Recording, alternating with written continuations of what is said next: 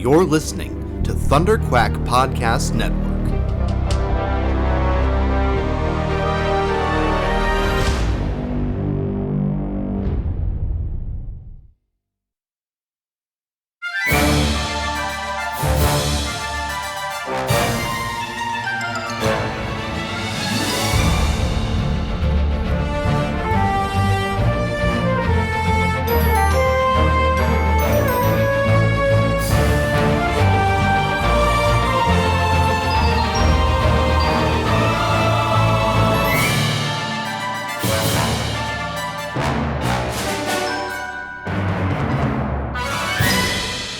Hello there, and welcome back to Force Perspectives for the season finale episode of Skeleton Crew, sadly. The Real Good Guys. I am your host, Michael Cohen, and joining me, as always, the other Real Good Guys. We've got Kyle Avery and Joe Hogan. How's it going, guys? What's up, everybody? Good to be back. Kyle, I am so excited that you're here to talk about the Nintendo Switch 2 reveal yesterday. Let's not waste any time and get right into it, guys. Come on. Nope, we're not going to do that. Thanks though, Joe. Real quick. They revealed it. They did reveal it. I mean, that's it, right? That's it. That's That's like the first one. Yeah. They called it the Switch 2, and there's a reason because it's just the Switch 2.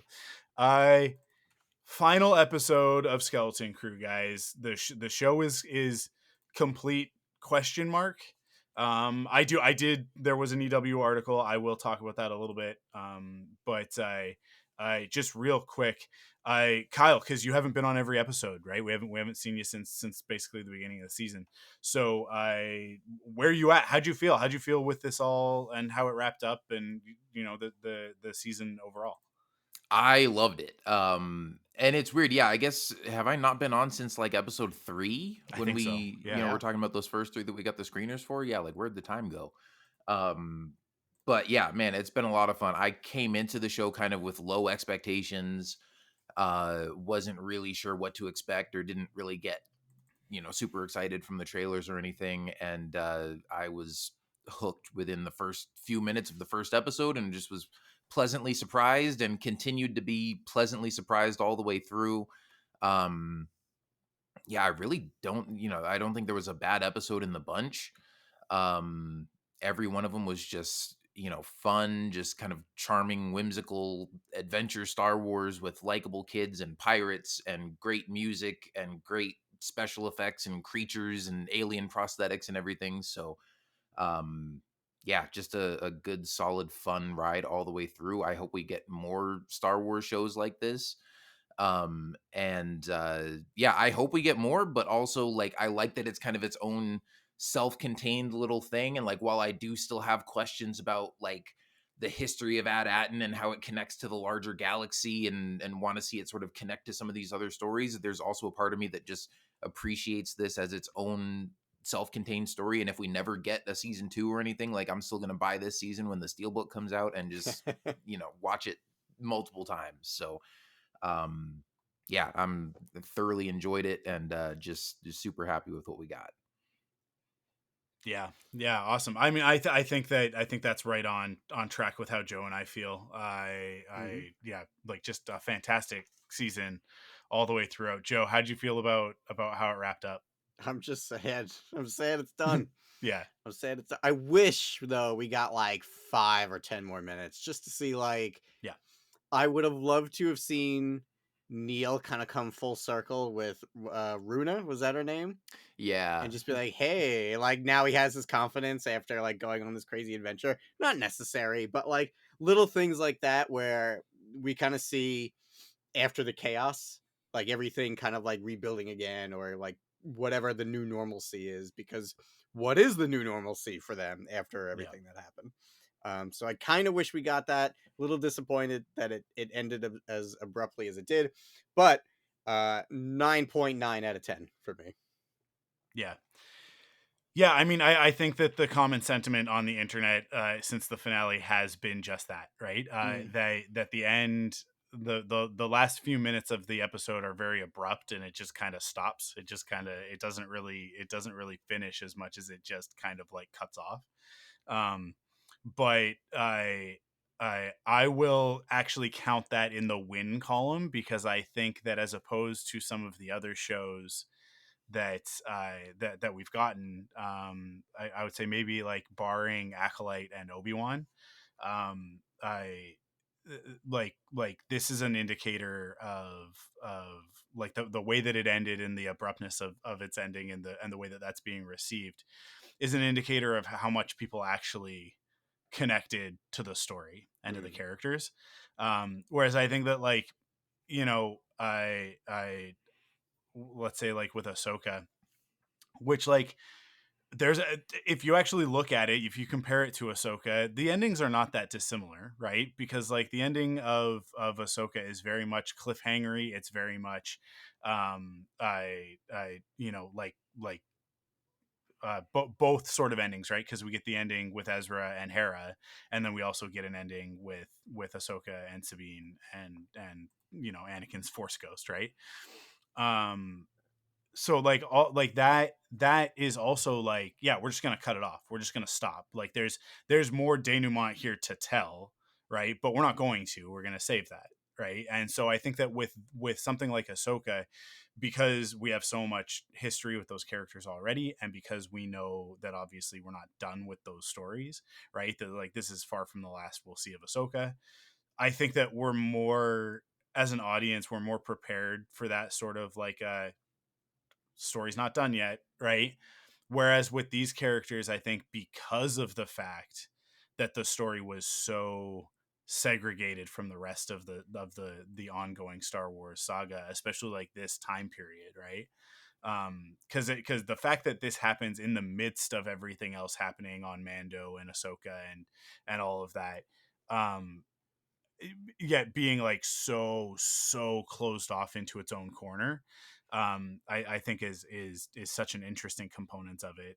And watching people react to that very positively, but then have this reaction at the end, I think is something um that Lucasfilm needs to actually be paying really close attention to, because I think that they did it right. I think that they nailed it. And I think that where we're at right now, even if people are a little bit grumpy about the very end, I don't think that anybody is unhappy with the show. I don't think that Mm. anybody is out there going like, they ruined it right at the last minute, right?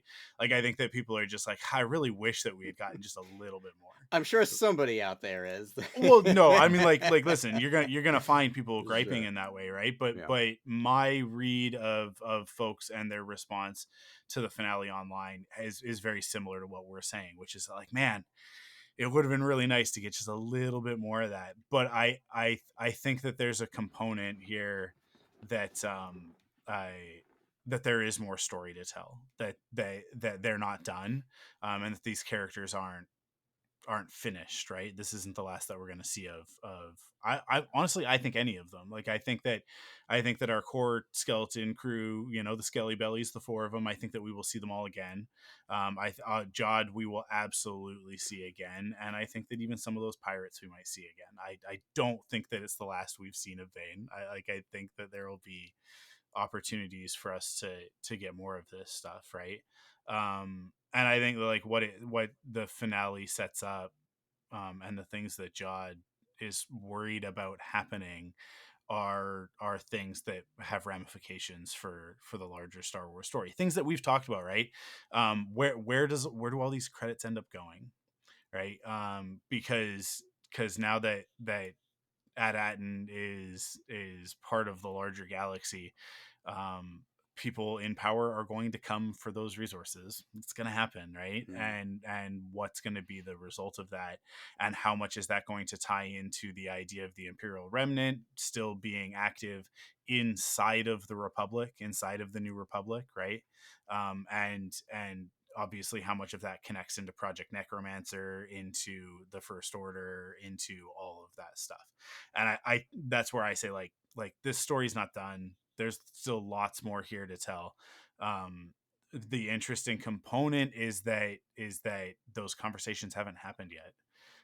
So the article with EW Christopher Ford and John Watts, the two showrunners of the show, the executive producers, did this interview. They talked about the finale. They talked about some of the finer points of the story, and clarifying a few things that I actually think were pretty clear. That like it was sort of just confirmation of things that we all feel about it.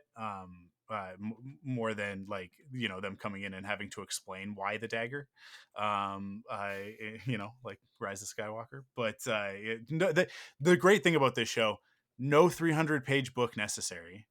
I don't think like 300 page book welcome, right? Like I think that all of us are like, yeah, give us a comic book, give us an animated thing, give us something, for Jod's flashback, right? Whatever. But not, it doesn't feel like there's anything missing from the story, right? Mm. um Give me more pirate stuff, give me more, right? Like absolutely we want more of this, but there's no place where we're like, hey, you guys completely glossed over this one thing. Yeah, give us a Tack Renna novel, right? Like awesome. But they were just like kind of clarifying things, and just sort of really just like the interviewer asking them, so I think it was this, and then them going like, yeah, totally, and then expanding on it, right? Stuff like, yeah, there was at one point more backstory for the pirates. There was more about the dynamic, like the political dynamics of the pirates, but it was just kind of like, it was just kind of taking too long, so we cut that stuff, right? So like there was a lot of stuff like that. Like at one point we had this, but and the Jod stuff is in there. It's like at one point, they thought about it being a flashback, and they know the story, but it was like, well, it's kind of, the story is from the perspective of the kids, so to now all of a sudden stop into a flashback to Order 66 would be like this other thing, right? All of a sudden we'd be shifting perspective to Jod. So they didn't want to do that necessarily. But what they talked about is like, yeah, they have lots of ideas for where the story goes from here, what happens with all of these characters. They've had conversations, the two of them have had conversations with each other about what that means, but that they haven't necessarily sorted that out with Lucasfilm yet. And then they didn't even imply, like they flat out said everything that's happened in Los Angeles in the last week or two has really kind of um, uh, like put everything on pause. Sure. So the fact that they said that, to me, implies like the subtext there is that they were supposed to have a conversation before the finale. Mm. Right? Mhm. Based on the numbers, based on the viewership, and the ratings and reviews and all of that, they were supposed to definitely have a conversation in advance of Celebration in April, I'm sure, to get everybody on the same page and figure out, okay, what are we doing next, right? Where do we take this next?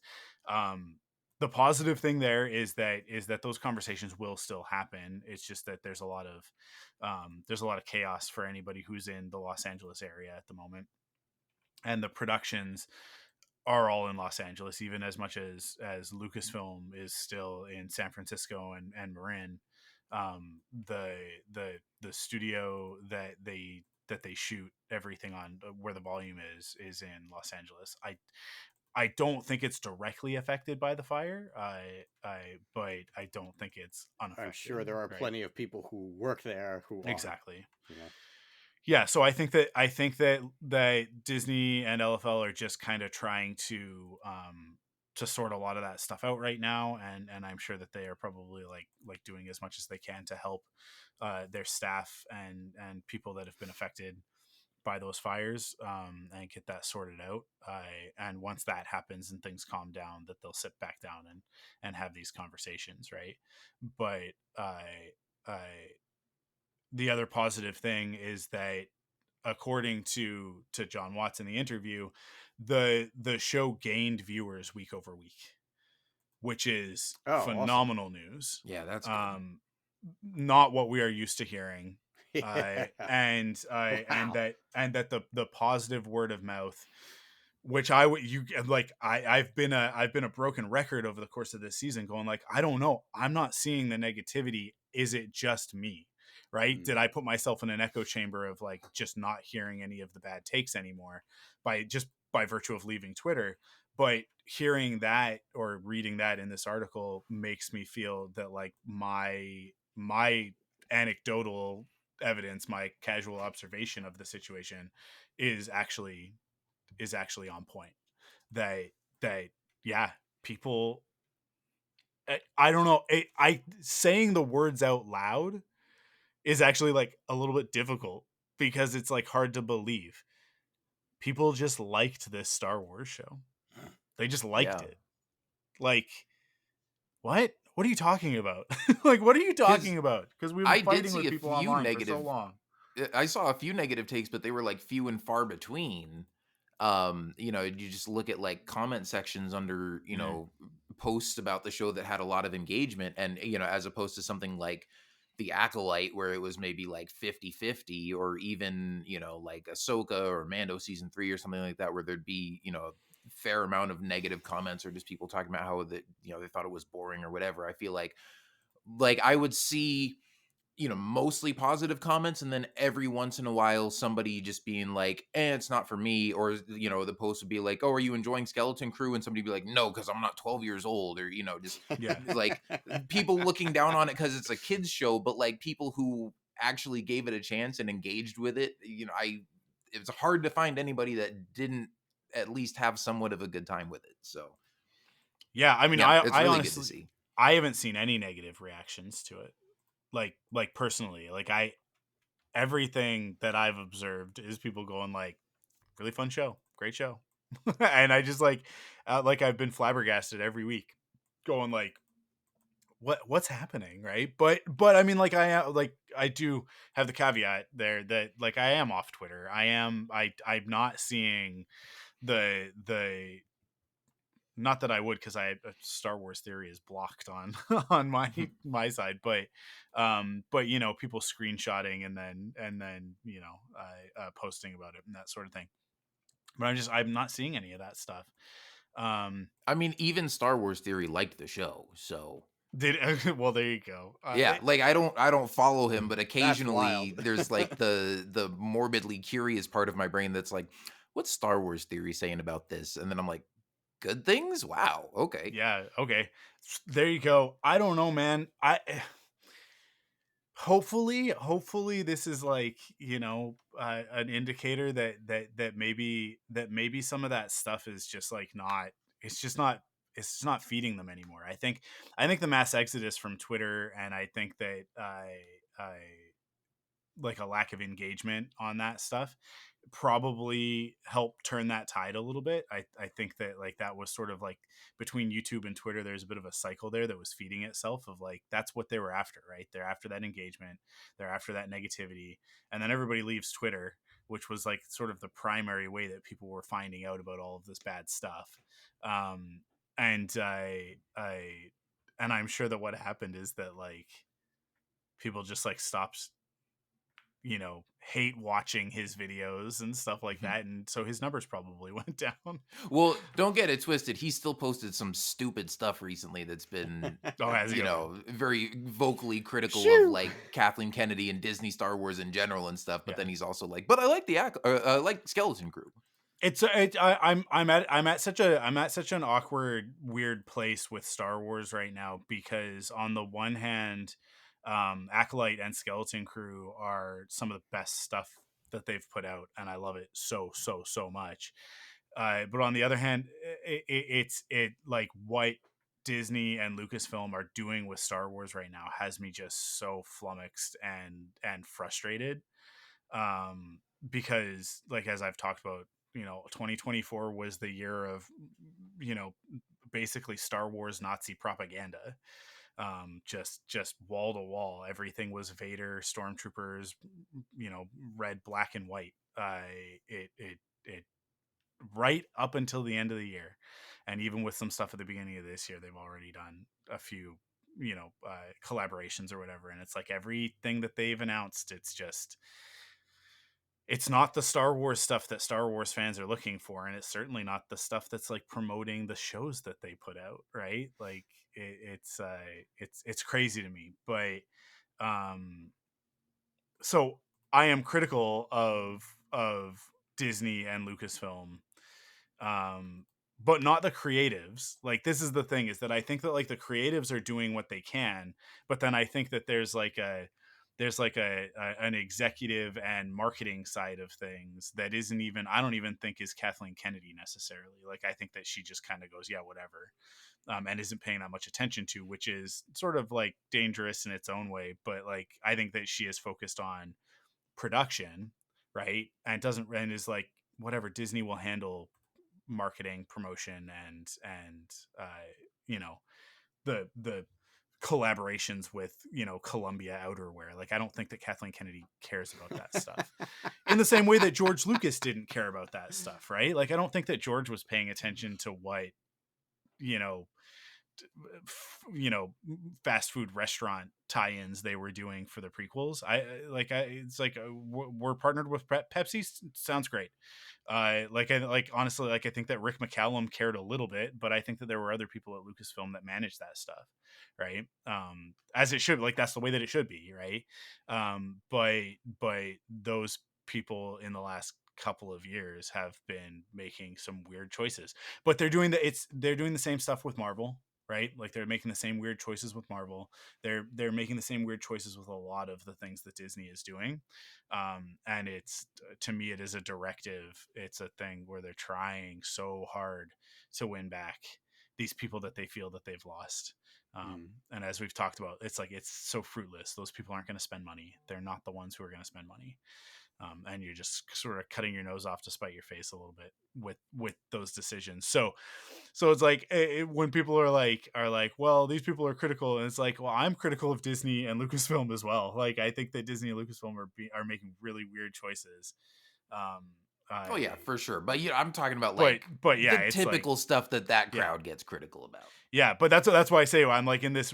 I feel like I'm in this awkward place because I want to talk openly about my criticism of Disney and Lucasfilm, but then I'm always worried that, like, you know, if I do that too much online, that I start to sound like one of those guys.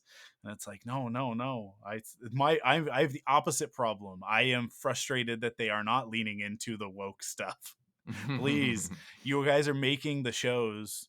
They are diverse and representative and well written and great stories, with awesome characters, great performers. All of it is like, they're all wins in my book. It frustrates me that they can't seem to figure out how to lean into that, and turn that into a positive. They just keep apologizing for it. It's, I don't know. It's crazy to me. You know what it is at the end of the day? I'm on StarWars.com in advance of the episode, right? We looked at the trivia, and the trivia is kind of sad. It's 3 screens, 2 pieces of trivia that are not really trivia so much as just things that you would know from watching the show. And then 1 piece of trivia that is like, yeah, if you missed out on Star Wars Rebels, you probably wouldn't have known this. But back in the day, we used to get Rebels Recon every week. And Rebels Recon was a show being produced inside Lucasfilm with the creatives, giving us a look at what they're doing, talking about why they made the choices that they made, what the episode was about, digging deeper into stuff, as well as like just making us feel as fans that we were a part of not just watching Star Wars or consuming Star Wars and, you know, filling their coffers, right? But that, like, it was a dialogue, it was a conversation back and forth with the fans of like, this is what we're up to, and like, we know that you guys are listening, and we're hearing from you guys too. Here's a tweet that somebody sent, right? Was that the Andy Gutierrez Yeah, show? Yeah. Yeah, that was cool. I enjoyed that. yeah. And now we barely get This Week in Star Wars, right? Like that's barely even a thing. And it's just, and honestly, This Week in Star Wars, I don't even watch them anymore, because like, there's no insight, there's no communication with the fans. It is literally, This Week in Star Wars is what new shit came out that you can buy, right? Like, that's it. And like, it's occasionally, like, when there's a show on, it's like there was a new episode of Skeleton Crew, but like, mostly it's, here are the new comics this week, here's the new book that came out, here's the new Funko Pop figures, and then that's it, and then we're out. See you later, guys. Right? Like they're just talking about whatever, corporate collaborations they're doing, and what the next holiday is that you can buy integrated Star Wars merchandise for, right? So it's like here's all the Valentine's Funko Pops coming out. Cool. Neat, I guess, if you are a person still collecting Funko Pops in the year 2025. Um yeah, like it just that to me is the thing that kind of hurts the most over the last few years, as a fan, is that I just really feel like that conversation that we used to have, this is really since the pandemic, right? Like since 2020, um it's just completely lost that element. Uh and then they, like, Disney and Lucasfilm, were like, how come fans aren't engaged? How come people aren't talking about stuff? How come, the community is not as involved as it was? And it's like, because you guys aren't doing anything to keep us involved. So like we are, it's just not, we're just not involved in whatever it is you guys are talking about, right? Like the Star Wars fan community is still doing stuff. It's just like we're just doing our own stuff, right? And it doesn't involve Disney or Lucasfilm. But it used to be that it was a back and forth, right? So yeah, I don't know. I really wish that they would get back to that. I wish that they would realize what an asset that was to building the community and keeping fans engaged. And also, like, this is going to sound bad, but it's, from a certain point of view, I guess. I When you have that stuff going on, it is a little bit propaganda-ish, right? When you have that engagement with the fans and the community, people are less likely to be critical. They're less likely to be garbage, right? Now, the people who are benefiting from that, the Star Wars theory types, like that, there's nothing you can do about that. But there are a lot of people that are like more casual Star Wars fans, or like not even casual, but like, not the ones, with podcasts and big, influencer accounts and stuff like that. They if you are engaged with them, and you have a positive relationship with the brand, that they go into each episode of a new show or comic book or book or whatever piece of media they're engaging in, they go into it with a more positive attitude. And when they have a connection to the creators, I think you go in with a more positive attitude. And I and so, like, the overall reception is going to be better. It's just going to be better, right? I but they've completely lost sight of that. And so it's up to the fan community, people like us, to be like, be excited about Star Wars, please. And it feels like a little bit of an uphill battle lately, because yeah, it's a lot of people who were previously very engaged with Star Wars now are like, Lucasfilm hates me, right? Like, that's their sentiment, is like, oh, Disney and Lucasfilm don't like us, they don't want us as fans. And that sucks. It sucks when I hear that. It always, like, breaks my heart when people that are like hardcore, uh, like Star Wars aficionados, people who've put out like video essays and stuff, in the past, they're reacting now like they don't seem to want us around, right? And it's like, it sucks, because I do as another fan, I want these people around and engaged in Star Wars, because they make being a Star Wars fan better. Um but yeah, Disney is way more focused on, I don't know from their perspective if they understand that they're focused on the toxic side of things, but that's, from my perspective, that's what I see. So it's I don't know. Hopefully Skeleton Crew has turned it around, right? But the thing is that now we are in like a bit of a gulf, over the next, well, I guess it's like 2 months, right? We're gonna February and March, and it's not gonna be until the end of April that we're back with Andor. And what are they gonna do between now and then? I guess just hype Celebration, right? That's Hmm. their that's probably next on their marketing plan. But uh yeah, I don't know. Rant over, I guess. You guys have anything to add to what I just said, or you want to get into the episode? I'm good to talk about the episode. Yeah, let's Uh, get into the finale. yeah, yeah. Awesome. Well, listen, I once again, none of my predictions were accurate whatsoever. I mean, the only thing I think that we all predicted pretty accurately was that Neil would use that gun Yeah. from the fourth episode. I thought that it would be a little bit more triumphant. That to me is probably my only actual complaint in the episode, is that I really thought that Neil was going to have his moment with the gun, and he did, but it just wasn't as big as I thought it was going to be. It I came thought, and went. It was yeah, quick. yeah, I thought it was going to be a little bit more exciting than that. But I will say this: the action in this episode, boy, oh boy, man, Mm. they put a lot into it this week. I and one other thing that I will say is that I think the criticism of Book of Boba Fett and the chase in the final episode Yep. of that, I I think that I think that somebody somewhere took that to heart and went into this going like, we got to make sure that this feels fast. We got I to make sure that I this literally feels had fast. that thought as I was watching the episode. I was like, Robert Rodriguez, take notes. This is how you do a speeder bike chase.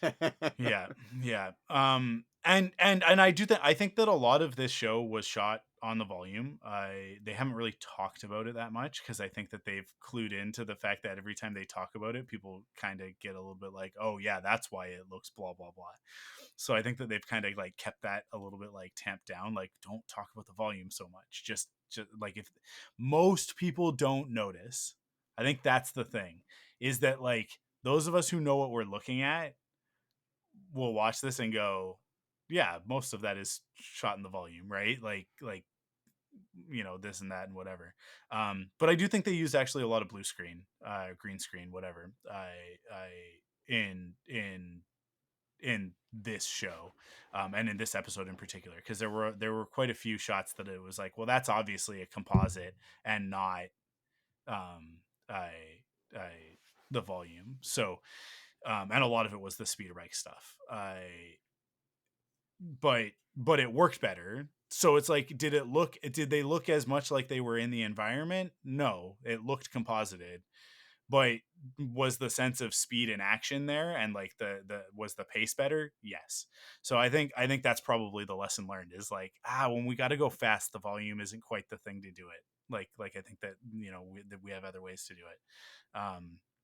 Or maybe quite literally they're just learning to do that stuff better, and build that stuff out better, which they will. Every show that they do, I think they iterate on it and they learn new techniques, right? But here's a question that I have for you guys: how did you feel about the one shot when the barrier is coming down and then all of a sudden everybody is lit for the first time in the entire series? Oh, that was so weird. And all of a sudden it's like, oh, that's what shows look like when the lights are on, and it's not just black, murky, mucky. So I have been a defender of this stuff for a long time, right? Everybody talking about like, oh, you can't even see anything, and it's like, well, first of all, your settings on your TV probably not properly tuned. Like, you've probably got HDR turned off, or you have it turned on but you don't have it set properly. And like I personally paid Best Buy to come and do like the calibration with like the proper tools and all of that, because it literally depends on your room, right? Like, it depends. If you've got natural light in your room, then the settings on your TV matter, right? As opposed to if you are in a room with only artificial lighting, or if you can like literally just turn all the lights off, right? Like it makes a big difference. So I've always defended on that level. And then in this episode, all of a sudden the sky lights up and these characters all light up, and you could see just in brilliant 4K high definition all of the detail of everything. And I was like, okay, no, they do need to light these shows better. I don't know what's going on, but like, they got to figure out how to do this, because this looks amazing for 5 seconds and then goes back to being very like overly saturated, but like also like the blacks are too I I don't murky is the best way that I can put it, right? Like, it's the way that everything Muddy. sort of Yeah. just like Yeah. goes fuzzy into it, like in the Yeah. in A lot of like as you get bleeding. into the Yeah. darker colors. Yeah. Um So yeah, it really, I don't know, that really like floored me. Did you guys also experience that? I could feel my pupils like shrinking. Yeah. It's like a bright light being turned on in the same room you're in. It was like, whoa, it was really jarring. Yeah. Yeah, I don't know. I didn't quite have that experience, but like I mean, I see what you're getting at, and I mean, I could do a whole episode just talking about 4K and TV settings and stuff. It's like it's frustrating sometimes because, like you said, there's so much you can adjust with the settings, and like I Yeah. get really nitpicky about fine tuning it and trying to get it right. And like I have two TVs. I've got a 55 inch and a 65, and the 65 one is newer and it's bigger and like kind of has better detail and color and stuff, but also sometimes doesn't get as bright as the smaller one. And so it's Mm, like I watched some episodes of Skeleton Crew on both, and I'm like, oh, this looks so much better. But if I could just get it a little brighter, and yeah. um, so yeah, that stuff drives me nuts sometimes. But I mean, it definitely reinforced that moment that I had during Acolyte when I watched it at a friend's house. And I had already watched the episode, but then watched it, with them because they were getting caught up. And it was the jungle fight, right? Which is like, I think we can all agree is one of the best moments in Star Wars Disney TV stuff, right? Like it's so great. And these friends had complained in the past about how bad the Marvel shows look and how bad the Star Wars shows look, and it's like, oh, why can't they put budget into the special effects and blah blah blah. And meanwhile, I've always been sitting there going like, what are you talking about? These shows look phenomenal. Like the amount of work that people are putting into this. And then you hear that online all the time, right? And then I watched on their TV, and it was like, oh, first off, you guys have like True Scan or whatever on, like the motion frame smoothing. motion smoothing stuff. It's the TV doesn't have HDR. Like it looks like this is still on the settings from when you open the box. And yeah, it was like it looked like garbage. It looked like absolute garbage. It looked like bad special effects, and I was just like, well, no wonder you guys have these opinions about stuff. Like, and how many people are having similar experiences with these shows because they just simply haven't fixed the settings on their TV, right? Like, it's like that to me is just so wild. Like, so this is why Tom Cruise and Chris McQuarrie are like, hey guys, turn off motion smoothing and turn on filmmaker mode, please. I mean, it's why they lobbied in the first place for manufacturers to put filmmaker mode into their TVs, right? Yeah. So yeah, I guess that it's just, this is always just the PSA of like, hey, if you don't know what you're doing, just like, it is actually not that hard. And if you have a nice TV, I think it's worth the like $60 to have somebody from Best Buy come over to your house with, because they have like calibration tools. They have like a thing that they'll like put next to the TV, and like it'll like sort of do the light sensor in the room and go like, okay, this is what you should do. I think it's worth it if you've invested a lot of money into a TV. But even if you've just got like a decent TV, there are lots of tutorials online to go in and like fix that stuff so that it doesn't look as bad.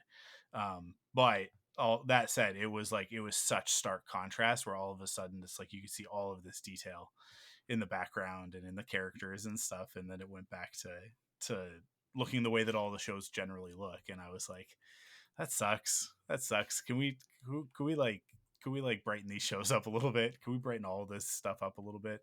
But I think it's just sort of, it's almost like a stylistic thing of the era, that everything's got that kind of just like washed out. Everything's in like such nice high def, but at the same time it's just like there's so much dark blue.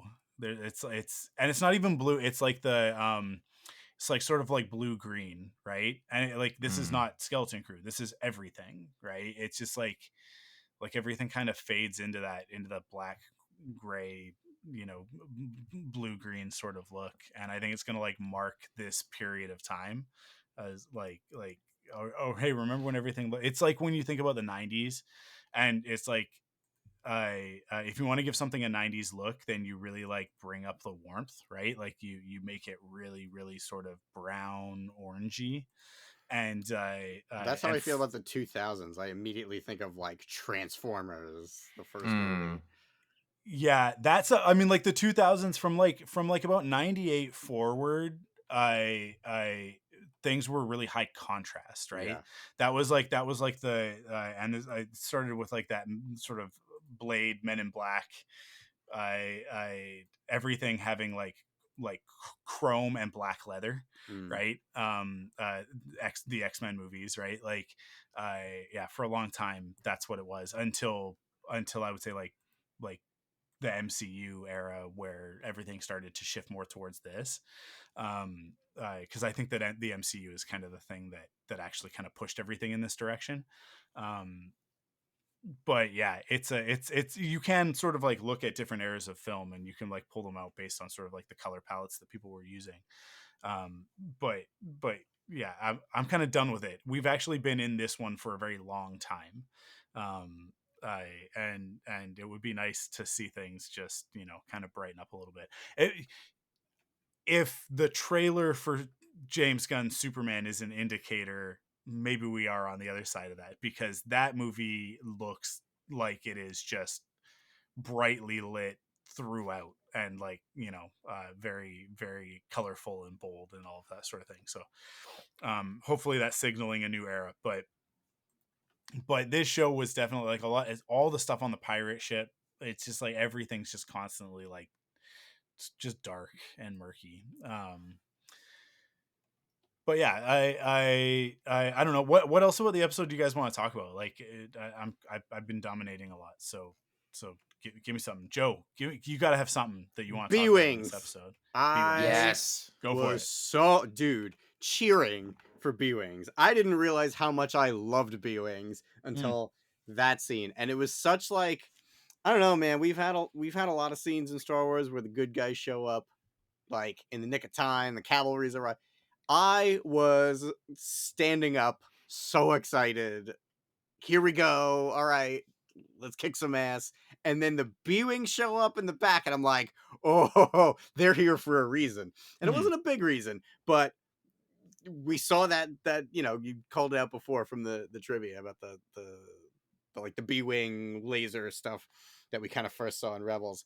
And as soon as we saw that, I was just like, oh, I love this show so much. It's so Yeah. good. It's so good. The action is always so good in this show. Everything about this show is good, but like the action is always so satisfying, which is crazy. Because like Kyle, you had said it before. We're on the same page.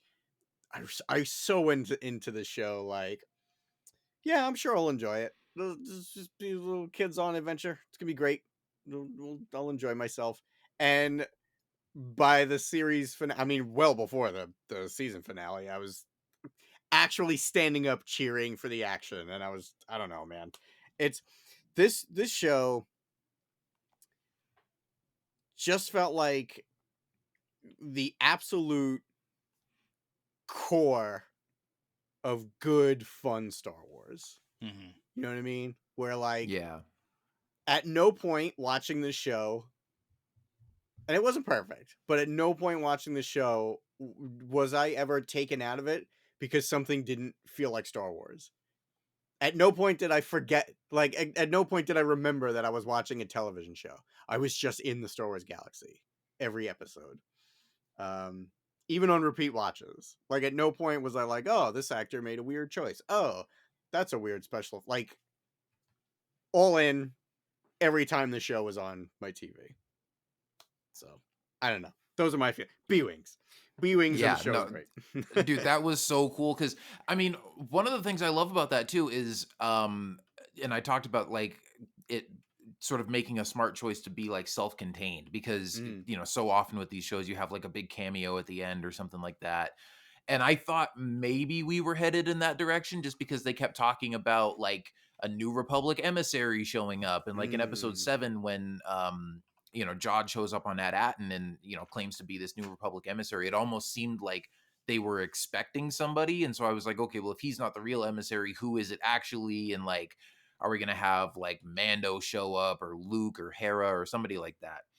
I was And I expecting to wasn't see Leia when the blockade runner showed up at the end, because I don't know that it was hers. It was a different color, but like yeah. I was like, oh, we're gonna see Leia, and then it just kind of like, oh, all right.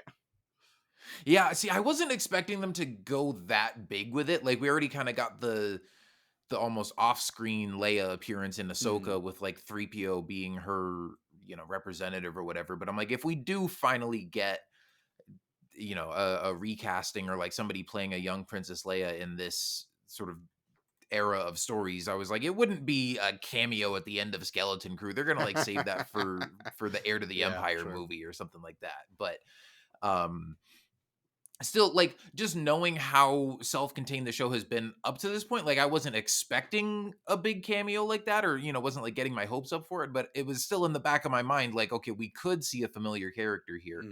Mhm. But I think they made the smart choice that, the good guys that show up to save the day, it's just the X-wings that the kids have seen all along. Yeah. That's who they were trying to reach out to for help. It didn't need to be a character that was like familiar to us, the fans, because the kids wouldn't know them. So if it was like Hera or Zeb or something, that was like when they started cutting to the different shots of the fighter pilots, I was almost expecting to see Zeb in there. Just because we've seen him Mm. in The Mandalorian, like in a flight suit. Um, but again, kind of going back to that article you were talking about, Mike, where they decided to not put in like a Jod flashback because it wouldn't have been from the kids' perspective. It's like, well, a big cameo like that wouldn't be meaningful to the kids because they don't know who any of these people are. Um, so to just have the X-Wing squadron show up, but then just that little extra bonus of fan service having the couple of B-Wings, and just when I saw them in the back, I was like, "Oh, cool, we finally get to see B-Wings do something. Like we haven't seen them in live action since Return of the Jedi, and it'll be cool to just finally get to see them do something in a battle for once." I was not just because I was so caught up in the moment of, the excitement of the good guys coming to save the day. I wasn't thinking about the concentrated beam cannon thing that they do.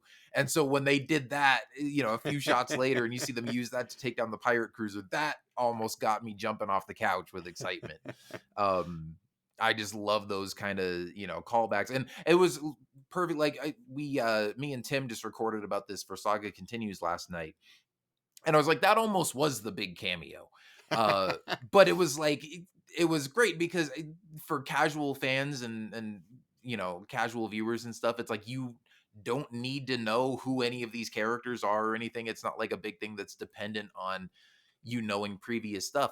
But for the hardcore fans that like that stuff, it's like that was a pretty freaking cool moment. Yeah. So um, yeah, I freaking love that, man. Like the B-Wings, but also just the X-Wings. There was some great X-Wing action throughout this whole show, Yeah. even though there was just, just kind of brief glimpses here and there. But anytime you had X-Wings chasing down pirate ships, it was like, man, this is some great stuff. So um yeah, it was really cool. And just a great great heroes coming to save the day kind of moment at the end. I mean, like you said, Joe, like I'm a sucker for any of those kind of moments. And it was Mhm. one of those where like they're building up to it the whole episode. So it's Yeah. coming. Yeah. And it was still cool regardless. And like the B-Wings definitely still made it a surprise. It was like you knew it was gonna go down, but there was some stuff that happened that maybe you weren't expecting and that was really cool to see. So um yeah, absolutely fun, satisfying moment right there.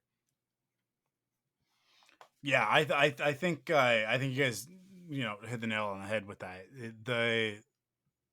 The great thing about the show, as we've talked about multiple times now, is that it was self-contained, and yet with the B-Wings, with the X-Wings throughout the season, right?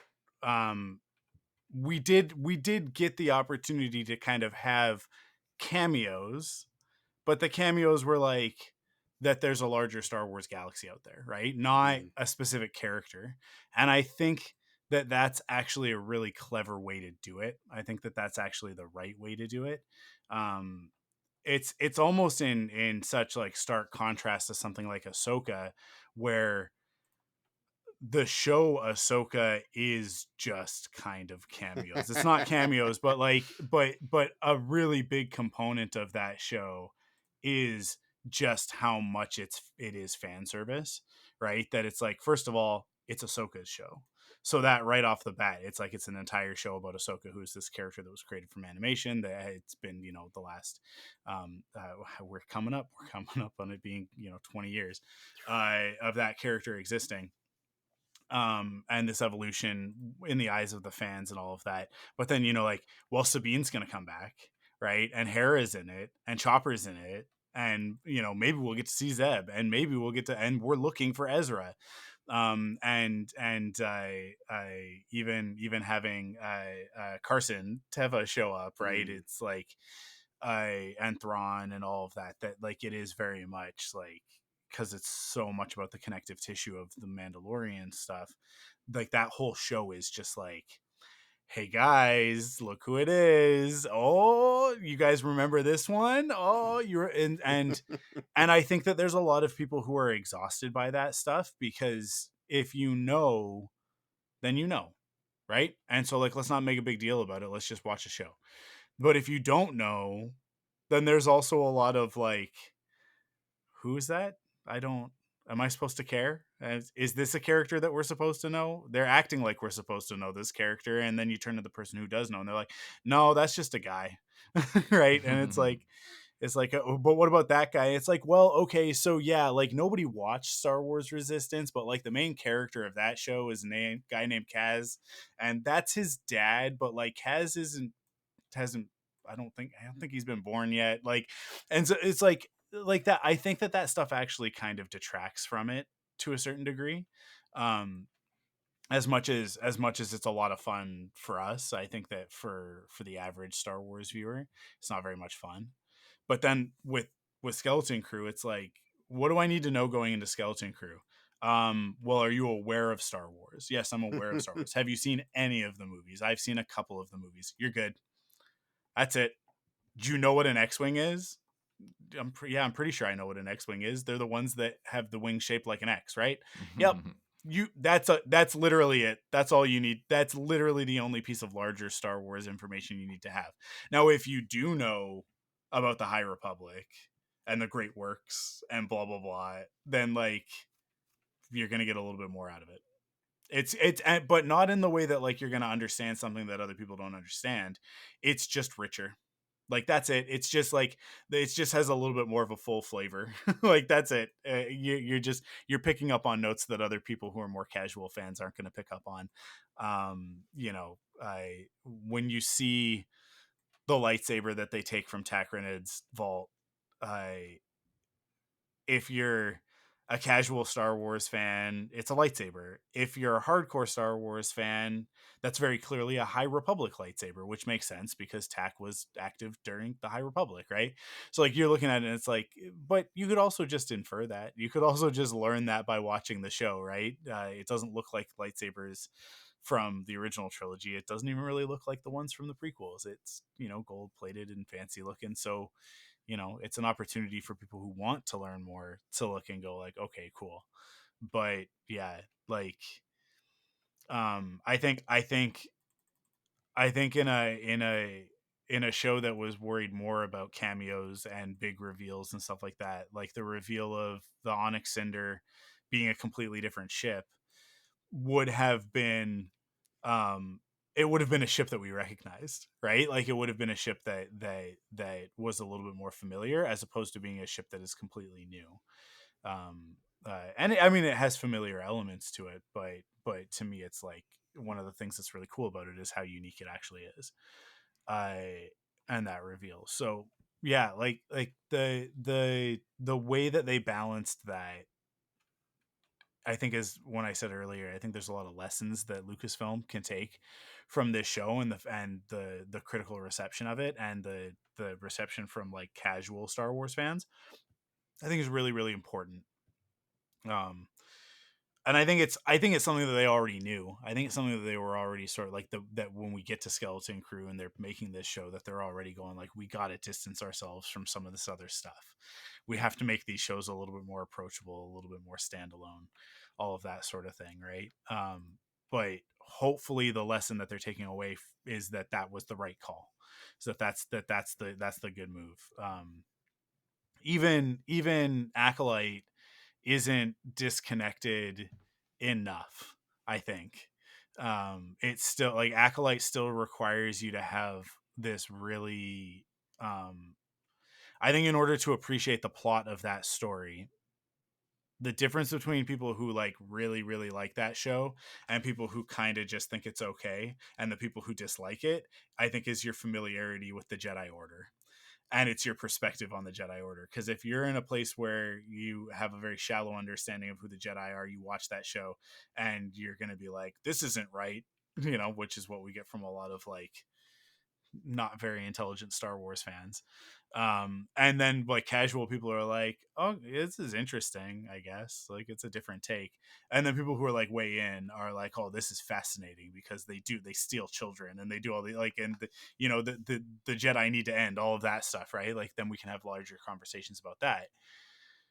But that is still so like that still requires you to have so much Star Wars knowledge in order to engage in that level of the discourse, which is what the show wanted you to do, right? It really wanted you to examine what is a Jedi, how is this show the seeds being planted that lead to the fall of the Jedi Order in the Phantom Menace, right? Mm. So even though it's not after the stuff that we know, it's before, it's connected in the same way that Mandalorian is connected post, right? If that makes sense. Like it's just the connections are just flowing in a different direction, but it is still so connected, whereas this is not.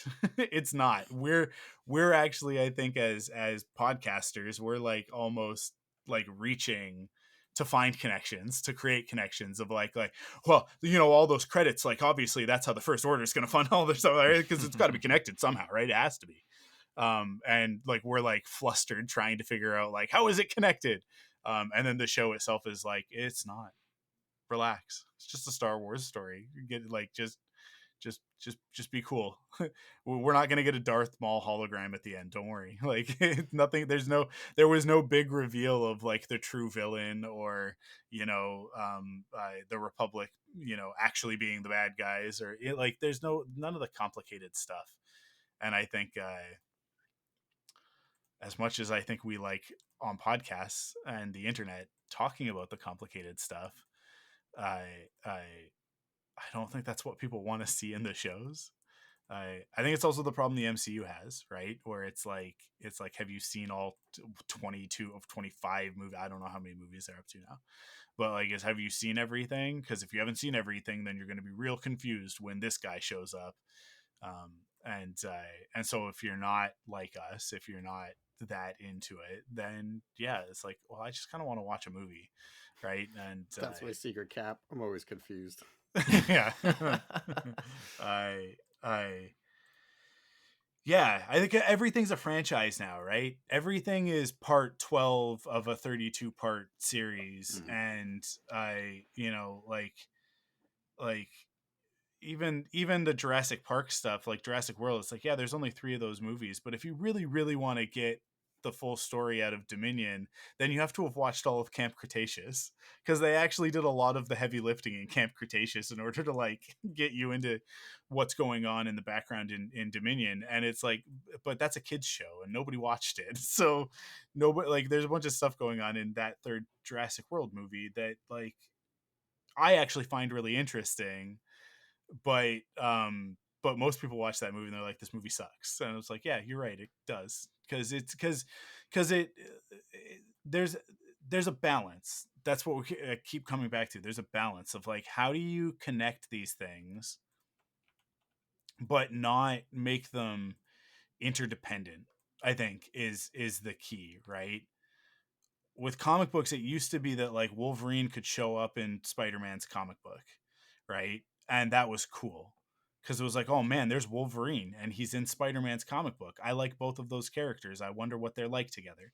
And then you read that issue, and then at the end of the issue, Wolverine goes away and Spider-Man goes back to his normal storyline. But now comic books are so interdependent that like Wolverine shows up, Wolverine showed up in Spider-Man's comic because of 16 things that happened in the X-Men books across 4 different books. And if you're not reading those 4 books, then when Wolverine shows up and he's only got 2 claws on one hand instead of all 3, and you're like, wait, what happened to that third claw?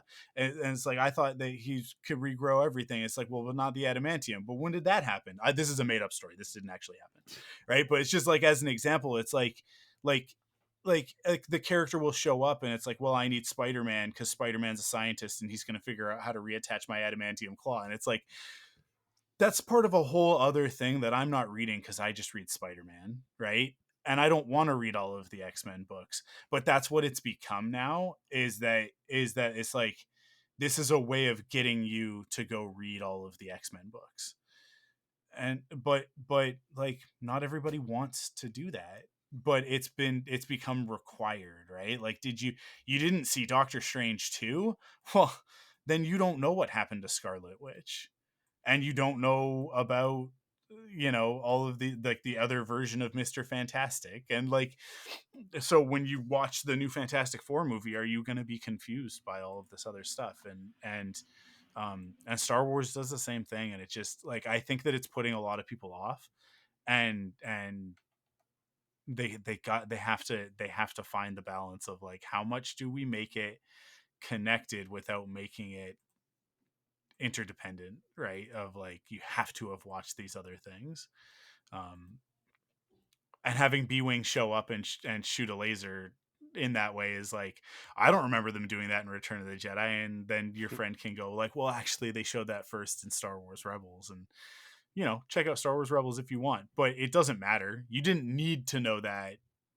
It wasn't like, oh, the only way to take down the pirate ship is if you have some sort of concentrated beam cannon. Well, how are we going to figure that out? And then, like, we got to call in some B-Wings. It was just a thing that happened. It was just it's just a neat Easter egg. It was an Easter egg that's an actual Easter egg. I think, like, that's the thing, guys. Because Easter eggs have stopped being Easter eggs, and they've started being like, now people are like, oh, did you see the Easter egg in the Acolyte when Darth Plagueis shows up? That's not an Easter egg, guys. That's plot. That's the story. Like, that's part of the story. It's not an Easter egg. An Easter egg is, did you know that in this one shot, R2D2 is like when this is from Star Trek. I think it's Into Darkness. This is I think it's the second one. Yeah, it's the second one. Or just like floating in some space debris or something. Part of the ship gets blown up and everybody gets sucked out. Like, a bunch of people get sucked out. And in the debris that's getting sucked out, R2 flies out of the ship. Right. And it's like, oh, it's cute. That's an Easter egg, guys. That's an Easter egg. It doesn't actually mean anything. Somebody just put an R2D2 model in the background of a Star Trek shot. Yeah, it's not that big of a deal. I think the Enterprise shows up in something else as well from around that time in one of the Star Wars. They did like an exchange sort of thing. But anyways, like, yeah, a YT-1300 light freighter, I landing in Revenge of the Sith is an Easter egg. It's in the bottom of the frame, and if you missed it, you missed it, and it's really not that big of a deal. It's just neat that it's there.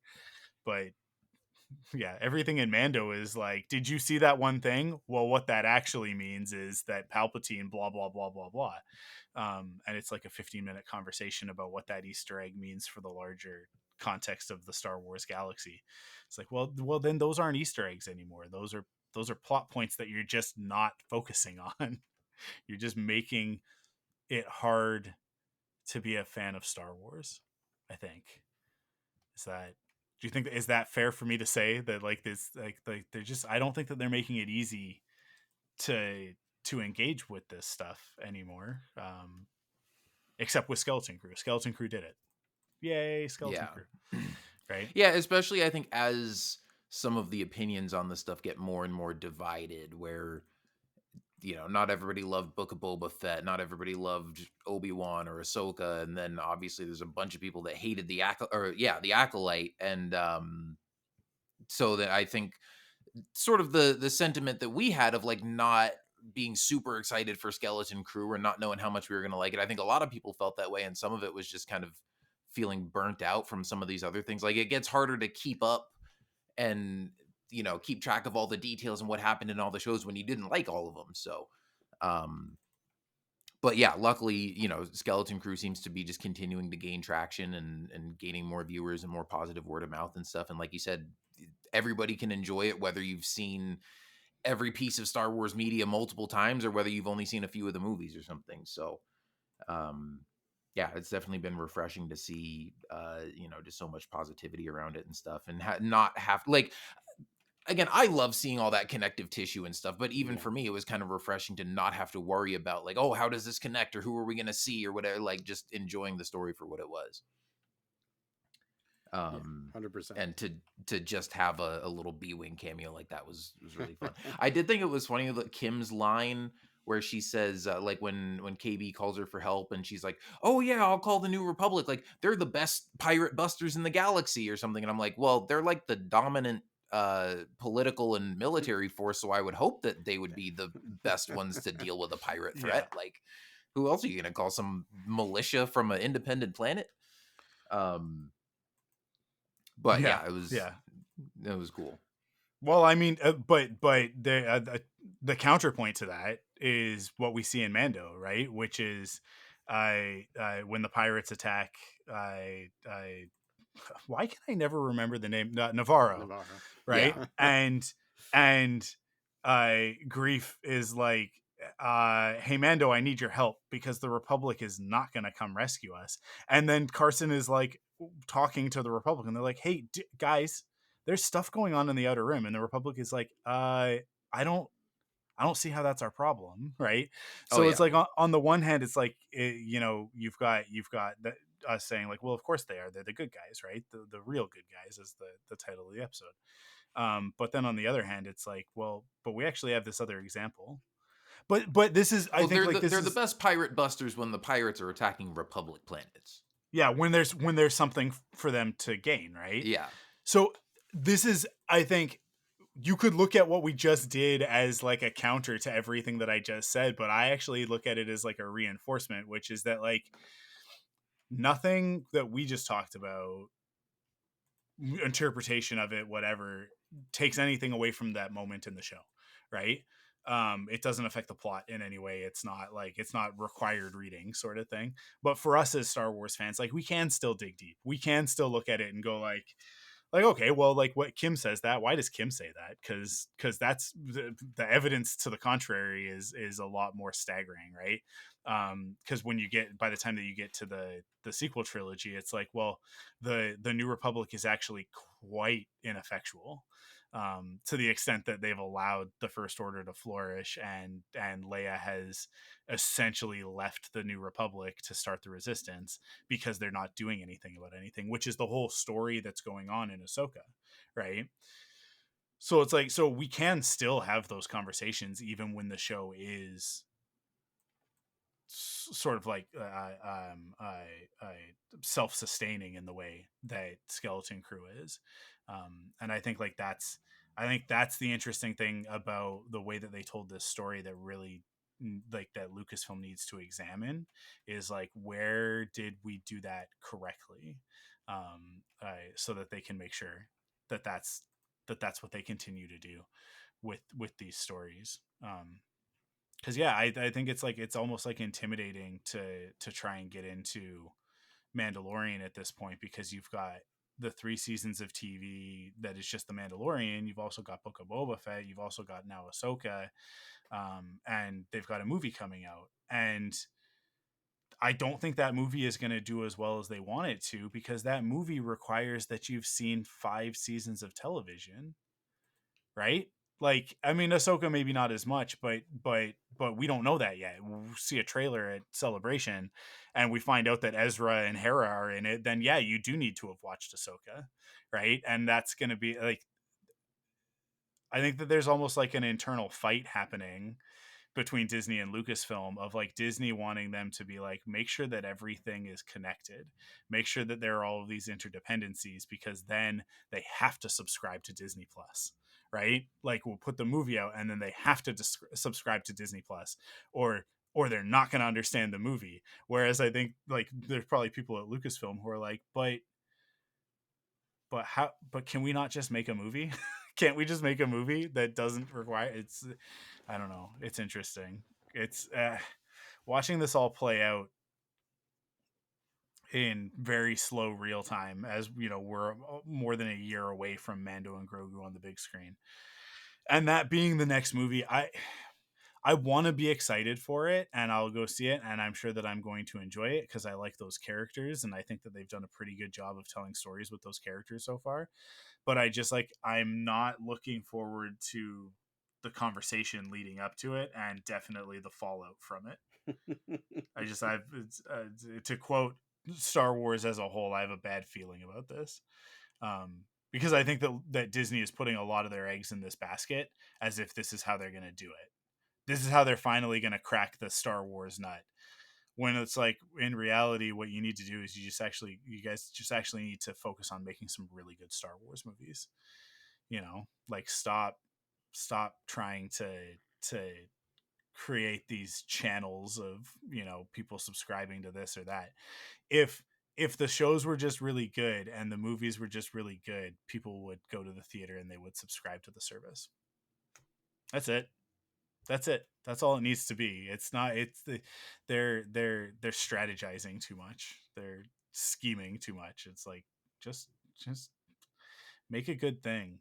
Make a good thing. I don't know. I don't know what else happened in this episode that you guys want to talk about. Anything? Is there any other moments? Any other standout moments?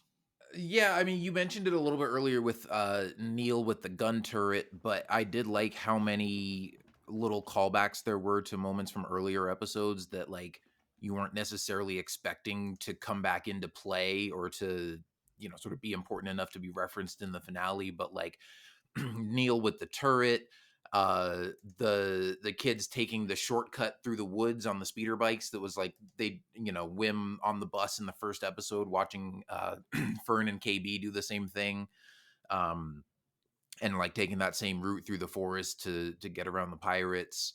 Obviously Kim coming back and them calling her for help and bringing the X-Wings back into play again. There were just a lot of nice little moments like that that kind of felt like it helped tie the whole thing together. um and just had some nice, you know, satisfying payoffs there in the finale. There was another thing too that I thought of. I didn't think of this until Tim and I were recording last night, and we were talking about the scene where, you know, you kind of have the standoff between Jod and Wim and Fern, and Wim's dad and Fern's mom, and they're trying to like destroy the barrier so that the ships can come through. And you know, Fern's mom being like the high-ranking official there on Ad and she's like, "Oh no, we can't destroy the barrier. Like, uh, you know, that's our security and our safety and everything." And then she ends up being the one to do it in order to get the help through and to save everybody. And it was like, oh yeah, and she's Fern's mom, and Fern was the one who pushed the button to blow the barrier off the Onyx Cinder when she was initially like, no, they said never push that button, and then she's the one that ends up doing it to you know, to save the ship. And so it was like, oh yeah, like mother like daughter, like they did almost the same thing there, just with the mom on a much bigger scale for the whole planet. So yeah, just lots of nice little connective tissue moments like that that, you know, made the finale feel just kind of like coming full circle and having those nice payoffs. Yeah, for sure. Yeah. There was actually, interestingly, there was a lot of like connective stuff there of, you know, like if you were sort of paying attention earlier on in the show, that it was going to kind of like come back. It was I interesting things like that. I guess let's talk about Jod for a minute, right? We haven't really talked about Jod, and um, I don't know if it's really a reveal. It's just sort of fleshing out what we had all come to understand about this character. Maybe, I guess, confirmation, right? That he is not a Jedi. A little bit of like an Asajj Ventress sort of story, right? Like he was found as a child, too old to be trained, which is the interesting part because he was.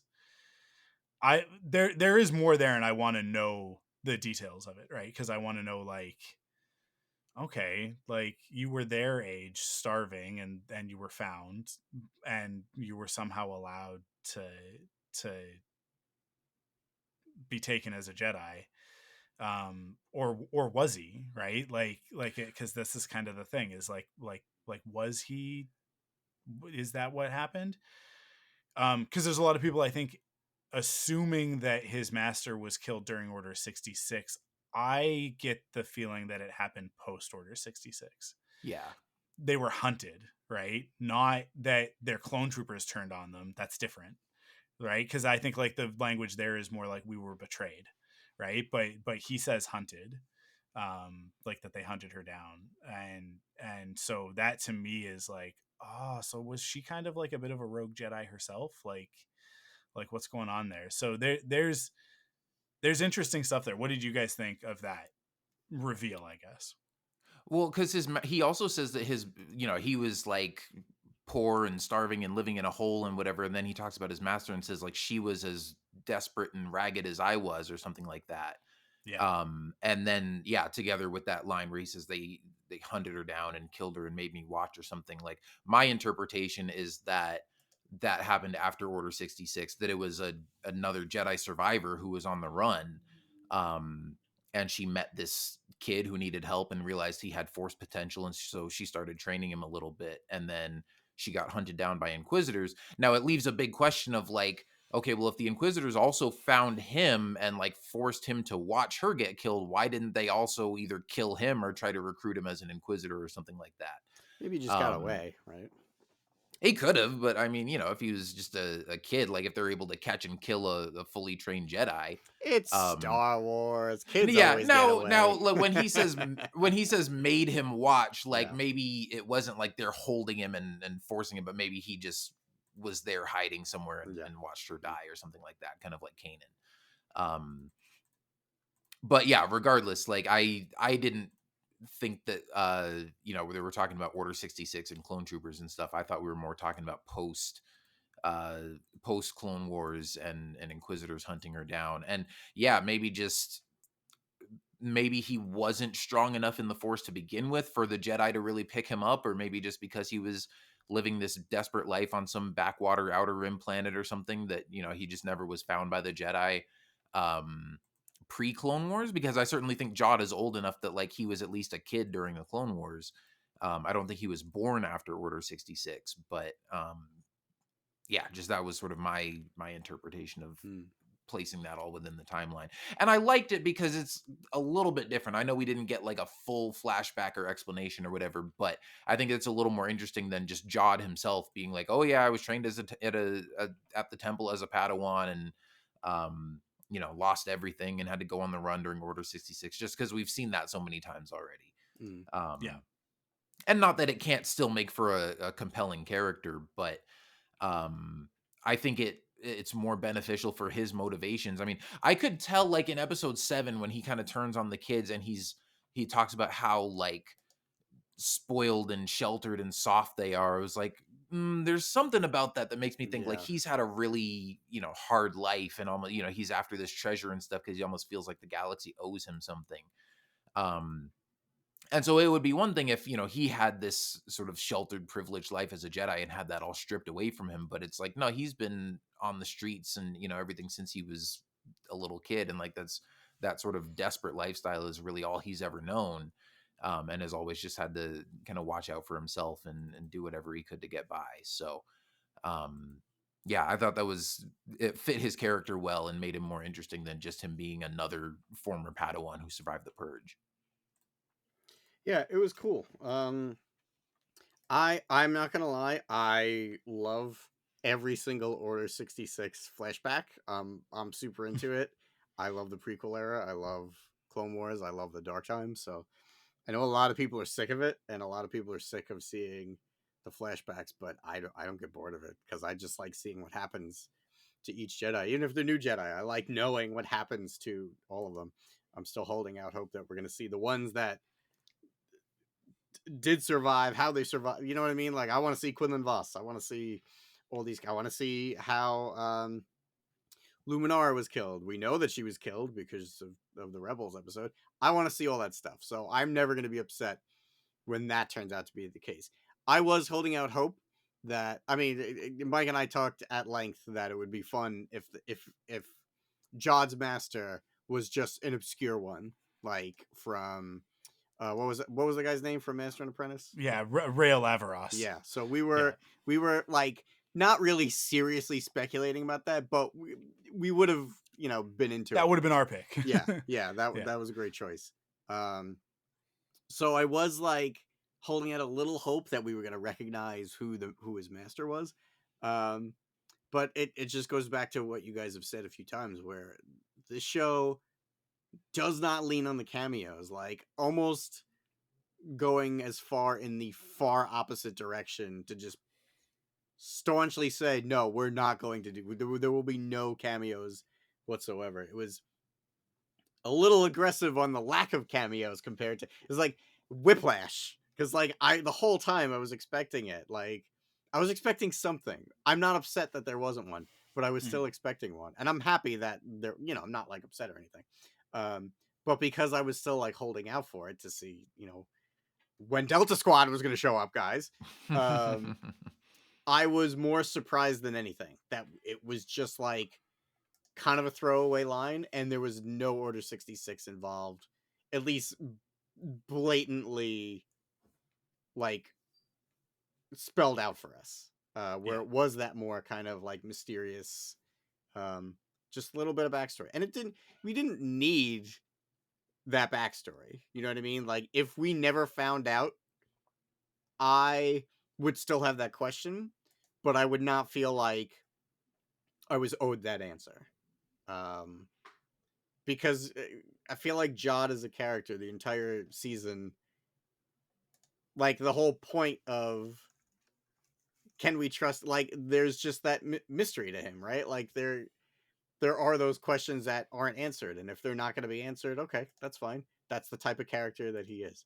So Yeah. more than anything, I was surprised that it wasn't what I was expecting. Um, but like, yeah, it's cool. I would absolutely read that comic book if those are answers that they decide to give us.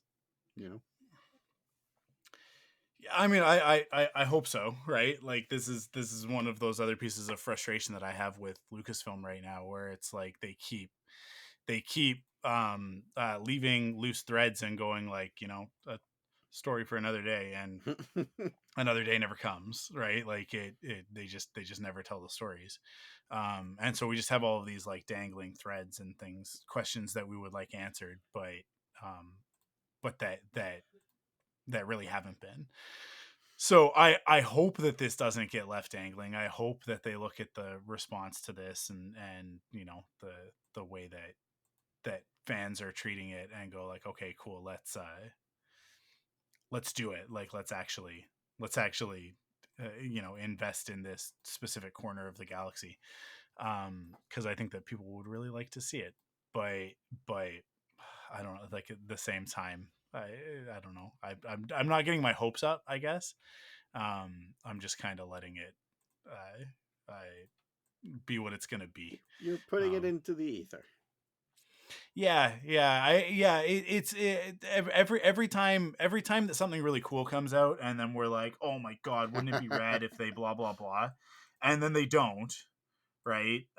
It's just like it's heartbreak, right? Yeah. It's like it's that expectation is the thief of joy. So I yeah, there are, and it's not all that, right? Because obviously we've got multiple Star Wars Jedi games, right? Like that's great, and we're getting the third one. So hopefully that actually gives us like a conclusion to a story, so that we can have closure on something, and it's not left dangling too much. But I think that those examples are a lot fewer and further between than the things, especially with the sequel trilogy, that they're like, hey, there's this thing that happened, we're gonna reference it, but we're not gonna tell you, and then we're gonna make all this stuff around that time period, but we're not gonna get into it. And it's like, all right, I guess. I don't know. Here's a bunch of books, but they start contradicting themselves, and then this comic contradicts that, and it's it's disorganized and frustrating as a fan to be like, guys, can you just like Could you maybe just tell us what happened with Luke? Could you maybe just tell us? Could you just tell that story? Because that's what everybody wants to know, and then we can move on to the next thing. But they won't. They won't let us, Joe. They won't let me, and I take that personally. No, I just really hope that these things that we like, that they start to recognize, like, oh, if we kind of just like give the fans what they want, maybe they'll buy stuff from us. Just as long as we make it good. I don't know. Yeah. Do we have any guesses as to who Jod's master was based on the information that they gave us? I Other don't think than it's going to be important. yeah, I mean, it could still be Averos, right? Well, no, because it's a woman. Okay. Yeah, he was very specific. He used feminine pronouns. Okay, I think I missed that. Okay. Oh man, can you believe it? Star Wars using pronouns, so woke. Yeah. I mean, it really narrows it down. I'll say that by making it a woman, it really narrows it down to who it could possibly be. Yeah, timing wise, it's I don't know. I don't. We actually do know what happened to a lot of the female characters, female Jedi that were prominent. So yeah, I mean, my guess is that left? it's an original character, right? It's not somebody that already exists. But I just wanted to like kind of confirm that with you guys. That probably would be my guess too. I mean, because I'm like, it could be. I guess it could be Luminara.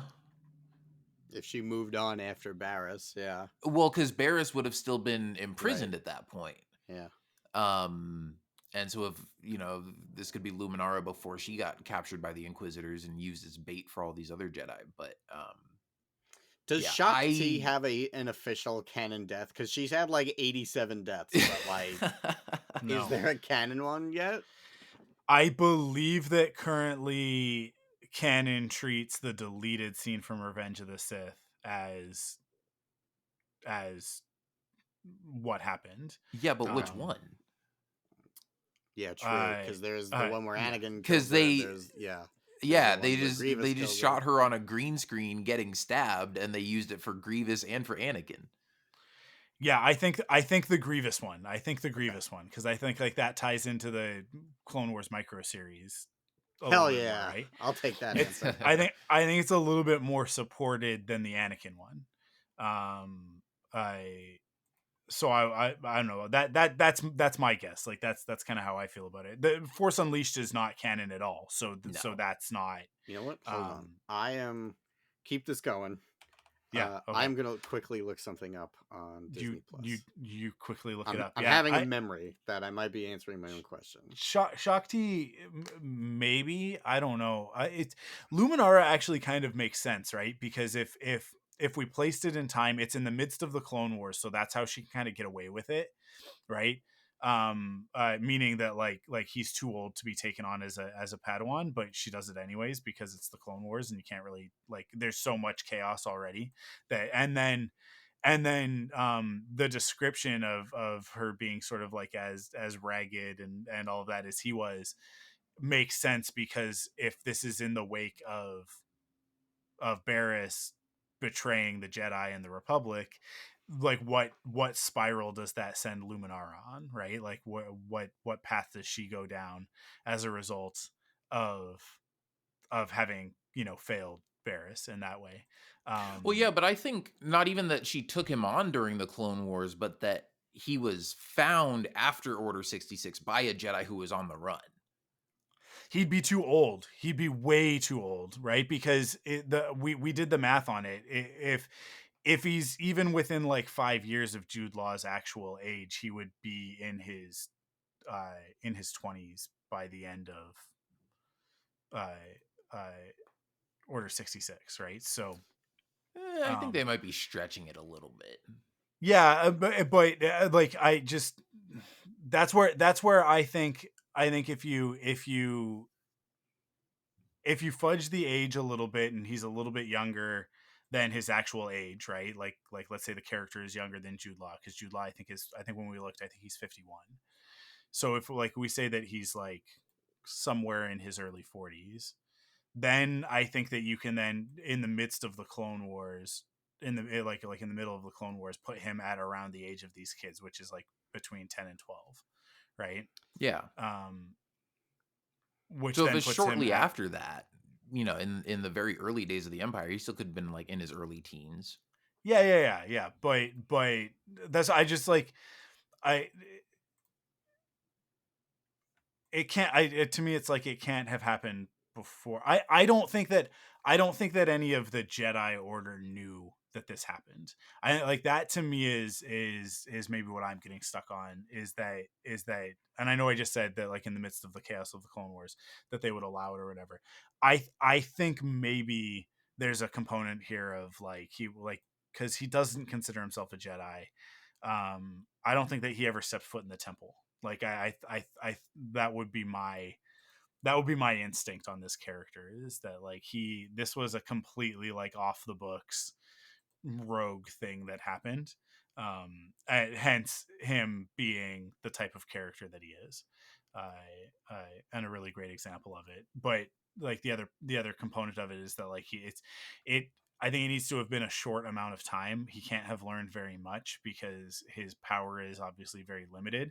Mm-hmm. But more than that, um, the amount of sort of like trauma that he went through, if he was more powerful, he would have been more of a threat to the Inquisitors, right? Like they would have tracked him down.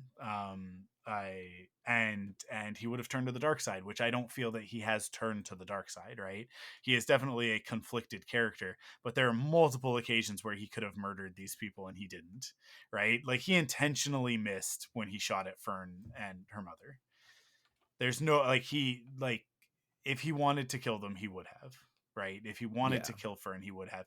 When KB crashes, he is visibly upset by what happened, right? He is like not just as because they are obviously a lot more distraught than he is, but he is not happy at what happens. He's like this you guys did this. It didn't have to be this way. Just let me take is what I said on last week's episode. Just let them take the credits. Like just let them take the credits. Cooperate. Just give it to them. Who cares? What does it matter? Right?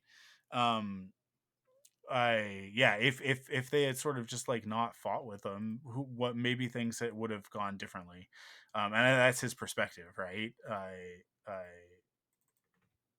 all coming out of desperation and all of that sort of thing of finally getting this score, finally being able to make good on all of these promises that he's made to everybody. But I don't know, it's a he's such a complex character, and that's why there's no way that we're done with him. With like there's going to be more stories Yeah. because there's still so much more to talk about with all of that, with every aspect of that. Because yeah, he's I don't he's a bad guy, but he's not evil, and that's kind of rare in Star Wars at this point, right? We have a lot of evil characters, but we don't have a lot of just like conflicted bad guys left. Everybody's either like fully, the Empire or First Order or whatever, or they're a good guy, they're a hero. But because even like Boba Fett's been turned into a heroic character, right? Like, but to have Jod, who is this like there's a lot of potential for him to be a heroic character and obviously potential for him to be a Jedi of some kind, but that he ultimately is choosing to be a bad guy at every turn. Every opportunity that he has to do a good thing, he chooses to do a bad thing. And I like that. I want to see more of that. I like that tension. What do you guys think it meant at the end when Wim called out to him? Uh, Because Wim kind of called out to him like not out of anger. What do you Yeah, think? I think he was trying to save him almost. Like, you got all this destruction and stuff's blowing up and the ship's crashing outside and they're all running for the elevator. And Jod just kind of stays there and watches it all happen. And I think Wim's calling out to him to come with them. And I think after learning, sort of Jod's backstory, and I think reflecting back on some of the moments that they had together, some of the little bonding moments and moments where Jod did seem to genuinely care about the kids. I think Wim has enough compassion and maybe enough belief that he could turn things around or have a redemptive story arc that he maybe wants to give him a second chance, or at least doesn't want him to die. Like, I think, obviously they end things at odds with each other. um, but yeah, I think Wim just, has enough caring and compassion for him that he, certainly doesn't want him to die there in the rubble. Which he doesn't. The last we see of Jod, he's just kind of standing there watching. But I think definitely if we get a second season of this show, we're definitely going to see Jod again. But I think he also has the most potential out of all these characters to appear in other Star Wars shows. Yeah.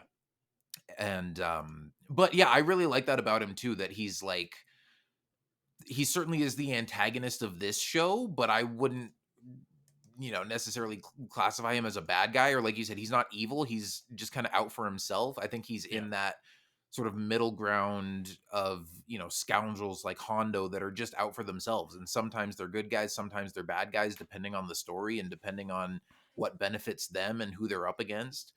And so I certainly would, love to see that continue. And like you said, there definitely is a scenario where maybe Jod could be redeemed and be trained as a Jedi under Luke's Jedi Academy or whatever. But I think you could drag that story on for as long as you wanted to and just have him kind of flip flop. And like, maybe season 2, the kids have to reluctantly team up with him, and then maybe he betrays them at some point, but then, reveals himself to be good. Like, he could just be one of those characters that's just kind of drifting in the wind and does whatever serves him best in the moment. So that's a lot of fun to play with. I like how they kept you on your toes with that for, this entire season of not really knowing if you could trust him or not. And even when he seemed to be, have taken a turn to, fully be a bad guy, it's like, yeah, but there's enough there that I don't know if he's really that bad. And even throughout this finale, there were multiple times when he's like, oh, I don't want to destroy anything, I don't want to kill anybody, like, I just want to get my credits and be left in peace. And so yeah, I really like that sort of complex, murky morality that he's got going on, and would love to get to see that explored further. Yeah, for 100%. sure. I mean, I have nothing to add to that. That was perfect, Kyle. I am going to bounce back to the thing that I was checking on earlier before. Yeah. Clone Wars, Season 6, Episode 11, Voices. When Yoda goes to Dagobah, goes inside the cave, he sees a vision of a bunch of Jedi being murdered. And in order, it's obviously Sidious killing Sacy-Tiin, Agent Kalar, and Kit Fisto. And then right after that, it's Shakti meditating and stabbed through the chest from behind by a blue lightsaber. And then right after that is Sidious electrocuting Mace and shooting him out the window. So blue lightsaber could be Grievous, but I am feeling like that's Anakin. Because it's lumped in with Sidious specifically and his, machinations and all that. So I don't know if that means it's necessarily what happened, but because it's sandwiched between these two things that definitely did happen, makes me feel like it's Anakin. Yeah, I think maybe you're right. I don't know. Still feels inconclusive, but but yeah. Okay, I believe you.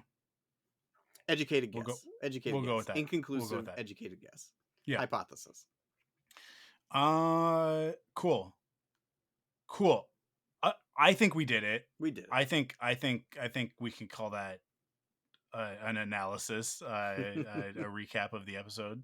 There isn't really much else that I wanted to talk about. A lot of characters had really great moments. I don't know. There's much to discuss about them.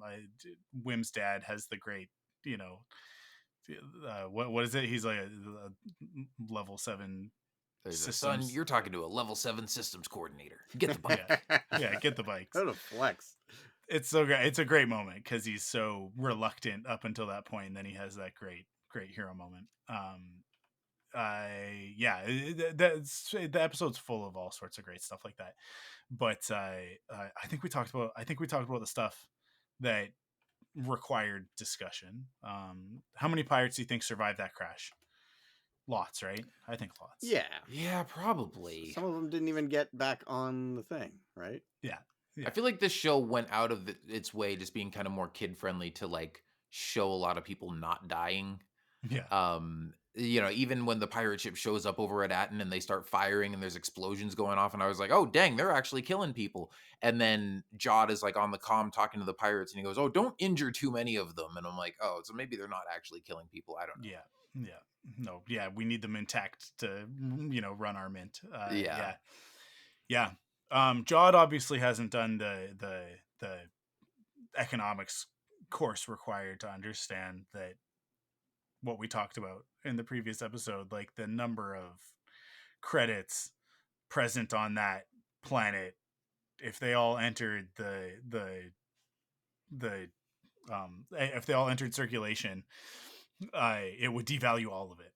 like he's better up. He is honestly like, this is where like they could have solved this with economics and math, right? If somebody had been there to tell him like right off the bat, it's like, hey, if you take all of it, you guys go out there and you start spending all these credits, and like you're going to devalue the currency. If you simply take like 12 pallets of old Republic credits, then and you guys like spread to the four corners of the galaxy, off like all on your own, then you can all live like kings in your own corner. But if you guys try and take all of this and spend all of it, it's not gonna mean anything, right? Because there's just like there's so many credits. I don't even. It's not even. It is calculable. Somebody can do it, because people like look at the damage that happens in the Avengers movies and go like, this is how much money all that cost, and they there's no way of us knowing that they're accurate, but they're using like actual like statistical models and stuff, right? So somebody could absolutely look at a screenshot and go like, okay, so what we can see is this and this and this, so conservatively there is at least this many of these individual credit chips. If a credit chip is worth blah blah blah, then this is how much that is, and if you multiply that by 1139, then this is what you end up with, right? And they could tell you, and then it would be like, yeah, if you put that into circulation, you'd screw up the entire Republic economy. But then you're getting into midichlorian territory, and we'll debate this in the Senate and blah blah blah, which I don't think, that's kind of the part of Star Wars that I think people maybe don't like as much, except for me. I would like to spend that time. I want this show to be like, it comes back like season 2, and the first episode of season 2 is like some droid, and it's like doing the calculations. It's like a droid, and it's like built into the design of the droid that it has the green visor, right? Like the accountant's visor thing, and it's like, and the little ka-ching machine is like part of its body, and it's like typing away, and like the paper stream is coming out of it, and so ching ching. It's like, oh yeah, this is how many credits there are. If we put these into circulation, we'll destroy our own economy. So it's in everybody's best interest that we just melt it all down, or something like that. That it's just like, just resolve the treasure, right? That like it just is nothing. But I don't think they will. I don't think that'll happen. I'd imagine that there's a plan for what's going to happen to this treasure, and the way that it's going to be, used for bad things. I think that's the ultimate fate of this. It's a little bit too realistic. It's a little bit too much like our world, where it's like, these kids have discovered that they've been sitting on this treasure the whole time. Jod is like, oh, treasure, and is excited about it. The pirates are excited about it, but that the people who are already rich will look at it and go, we can't let this happen. We can't let this get out there. We have to hide this because otherwise we won't be rich anymore. Sorry, and by rich I mean the people who are in power, like Leia and Mon Mothma. Going to be like, oh, we don't want to destabilize the economy. It works in our benefit. Capitalism. Even the good guys are bad guys in capitalism. Learn about it. Cool. That's it. That's the episode. We did it, guys. We did it, Kyle. We made it. We made did a it. podcast. Awesome. Skeleton Crew is done. Joe, you and I will be back to our regular shenanigans in a couple of weeks. We'll take next week off because we got to come back and we got to do we got to put out an episode of Off the Record because it's been a while. Although we did just put out the one-on-one with you and Crystal. So, oh, is it out? Good. Did you hear it? Did you listen? I guess you did. Well, I had to edit it. Yeah. So yes, I did. I listened to the whole thing. I only had to interject twice. Oh boy. No, it's a good one. It's an exclusive, and it will always be an exclusive. So if you want to listen to it, you got to go over to our Patreon. You can subscribe for $5 a month, or you can just buy the episode for $5. That's also an option. If you just want to listen to that one. Which we never really talk about, but Patreon gave us the ability to like put price tags on individual exclusive episodes. Oh, so that's neat. I just haven't I need to go back. I really need to go back because I need to make all of the exclusives from last year available for people to purchase. But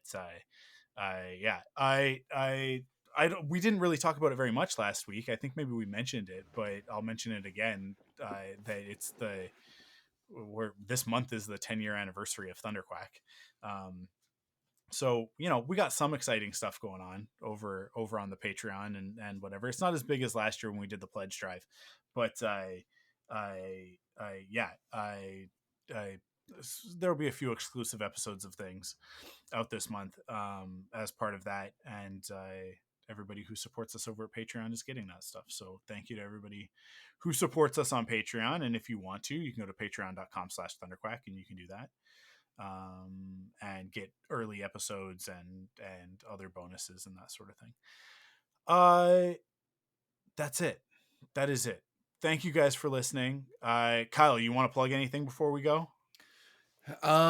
Just that pretty soon here we'll also have our finale review episode for Skeleton Crew up on Star Wars: The Saga Continues.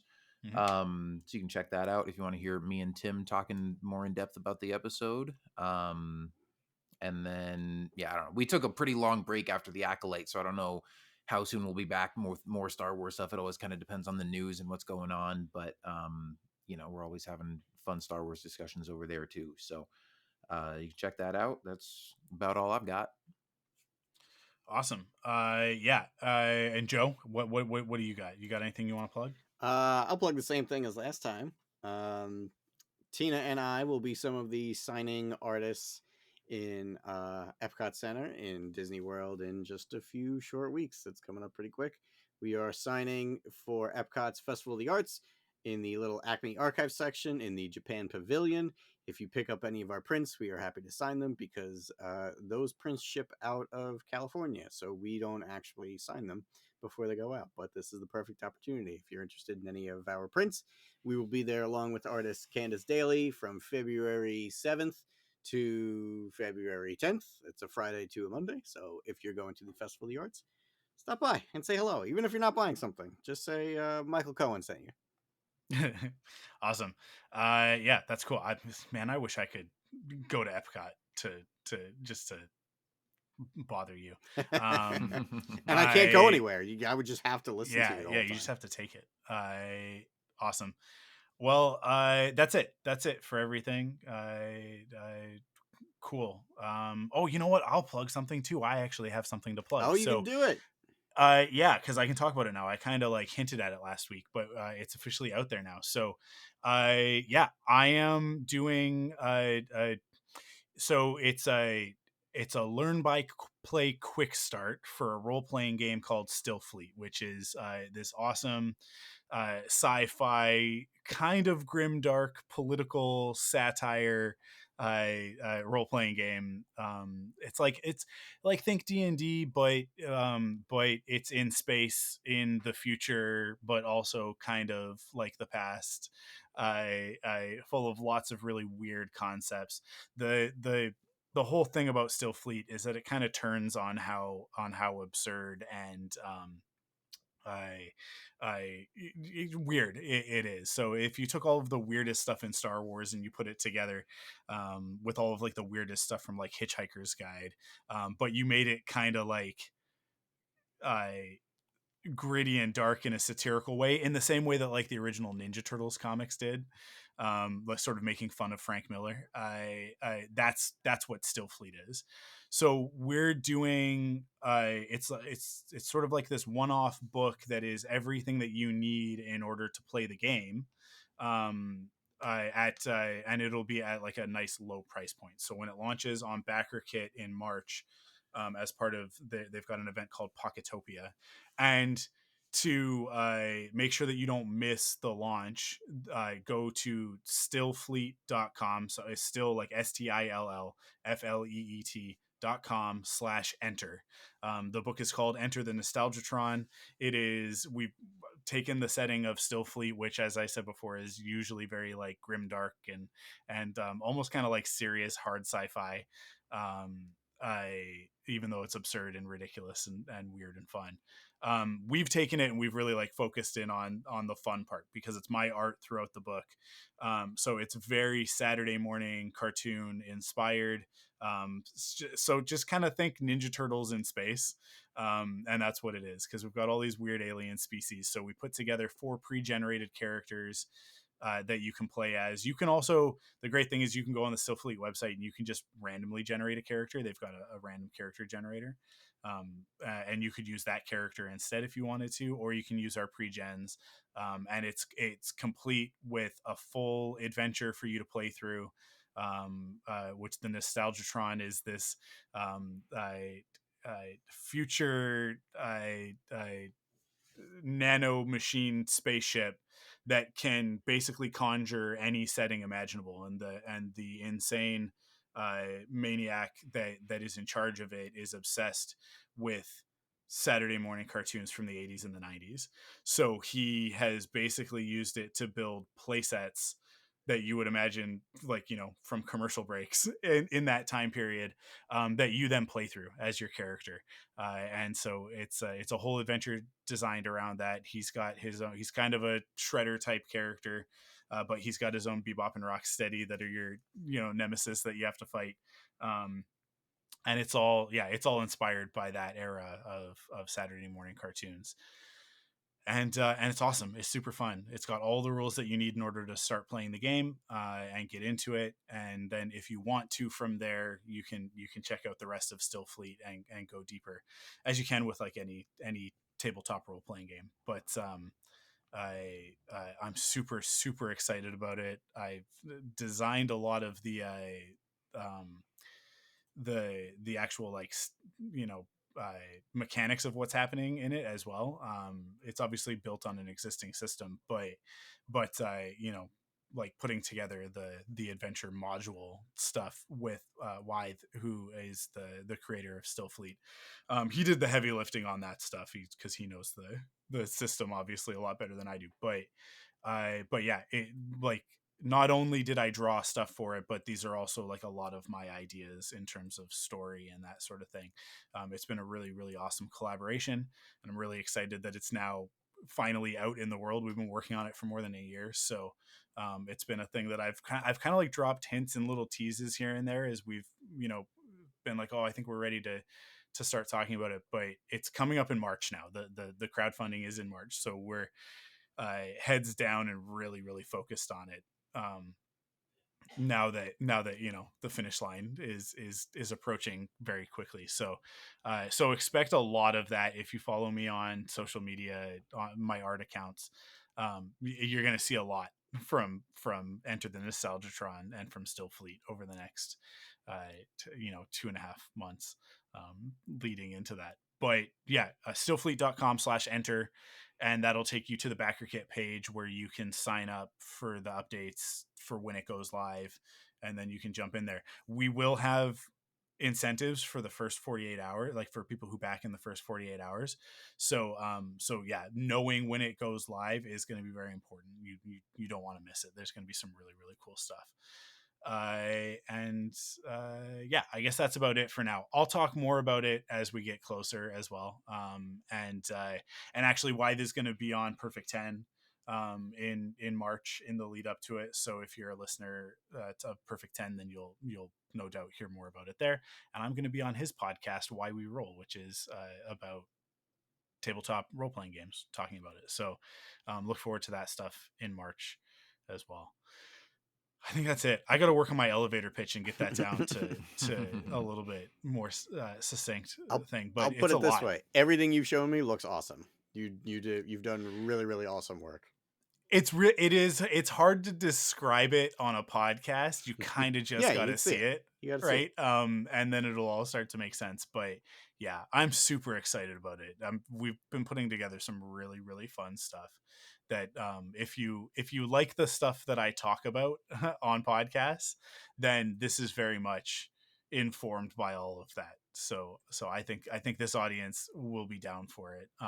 And here's the thing: there's currently no Star Wars role-playing game. There's no tabletop role-playing game being published at the moment. Not that matters. You can go find, the Fantasy Flight stuff or the old D20 stuff. And the great thing about tabletop role-playing games is that they're infinite, right? Once you've got the rule book and you've got some dice, you can just play forever. You can make up stories for as long as you want. You don't need to be part of a current system. But it's just interesting to me that Disney and Lucasfilm do not currently have a system out there that they're promoting. They're more interested in these super expensive board games where you have to like buy miniatures and stuff like that. So Stillfleet is an awesome alternative to that, and it's a quirkier world than Star Wars. I love the weirdness of Star Wars, as you guys well know from listening to me talk about these shows in recent years. And Stillfleet is very much built on that same sort of weird. Just imagine if everything was the cantina, and that you're approaching what Stillfleet gets into. But yeah, check it out. Go check it out, and check out Joe's art and everything as well, because Joe is doing cool stuff, and Kyle doesn't make art, but he does make a podcast, and you should go listen to that. You guys already know to listen to the Saga Continues, right? Everybody knows that. Who's tuning into just the finale episode of our Skeleton Crew coverage? I don't know, but and listening all the way to the end to be like, oh, Saga Continues, I've never heard of that. But if you are that weirdo, then go listen to it because you'll like it. That's it. We're done now. We're done for real now. That's it. Thank you guys for listening, and we will see you on the next one. Follow Force Perspectives on Twitter, Instagram, and Facebook at ForcePOV. And join us on Discord at ThunderQuack.com/Discord. Support the show by visiting us at Patreon.com/ThunderQuack to get early access to episodes, leave a rating and review on your favorite podcast service, or buy merch at store.ThunderQuack.com. Force Perspectives is a part of the ThunderQuack Podcast Network.